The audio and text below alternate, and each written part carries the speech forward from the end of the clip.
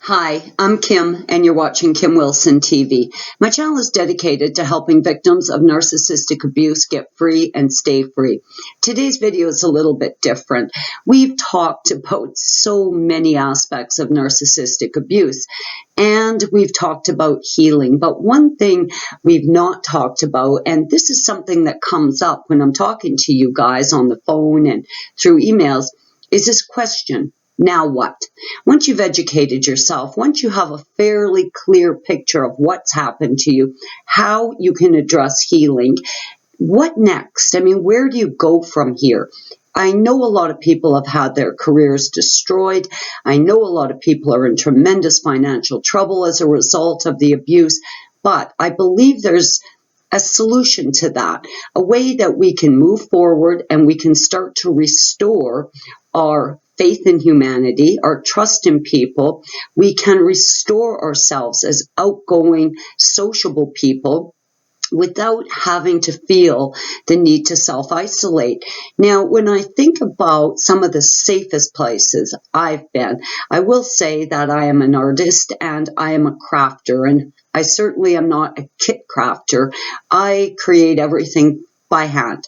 And I think with the incredibly creative collective here, I mean, we've got musicians, writers, artists, designers. It's amazing, actually, what an incredible group of creative people we have here. And I think creativity is very typical of empaths. We most certainly know that narcs, psychopaths, are not creative. Simply not. They don't have a creative thought in their stupid, empty heads, but empaths do. They are the world's creators, innovators, designers. And I believe that each of us here has the capacity to have an idea spark and to become a maker of these products and sell these products in very safe venues. Now, as an artist myself, I've worked farmers markets for years, and I love farmers markets. They're always intensely passionate, creative people. And I think it's a pretty safe no-go zone for narcs, because I think a venue like that would actually intimidate them. They know they lack creativity. They know that they're mirroring people. So I think it's a pretty safe bet. And if you're going to start, testing your limits as far as self-imposed isolation goes, I think any one of us would be pretty safe in an environment like that, surrounded by other creative, innovative thinking people. As a 40-year career artist and crafter, I'm going to say I feel pretty qualified in saying I can teach you how to launch a home-based business, a cottage industry project where you can create products and sell them in really safe, friendly environments. Now, you don't have to work art shows, craft shows, or farmers markets, so I will say I love the Saturday morning farmers market. I look forward to it every week. And on average, I was able to make between $1,000 and $2,000 on each Saturday. I'd work on my products all week, attend the market on Saturday, and was typically able to generate a fairly lucrative income going out into the public this one day a week. And I believe that each of you could do that too. And if you have experienced financial abuse, I think this could get you over that financial hurdle quite quickly. My educational background is in product development, consumer psychology, so I feel I'm pretty qualified to help you find the right product for you if you are interested in starting a new career or just creating some passive income for yourself. Now, I am what you would consider a well-rounded artist. I'm a jewelry artist, I'm an assemblage artist, I sew, I bake, I even make my own organic dog treats. I'm a painter, I'm a writer. So I do feel like I'm going to be able to help you find your passion and the right product line for you if you are interested in creating a passive income or launching a home-based business. Now, this video is at Kim Wilson TV, but I have started another channel. It's called Craft Star Pro, and that channel will cover every aspect of the craft business, from making crafts to different craft ideas, how to assemble them, how to source out your materials for next to nothing. What is and what isn't a crafting material? There are so many mediums that you can use. You're going to look at all the different channels to sell your product line, whether that's a development of an online retail store, or maybe you want to wholesale to brick and mortars, or possibly you want to work craft fairs, art shows, and the farmers markets. There's no limit to the places you can sell your product line, including home parties. We've armed ourselves up with lots of information about the abuse we've experienced. We've talked about every topic, and we've talked about it lots. I think you reach a point where you have to say, now what?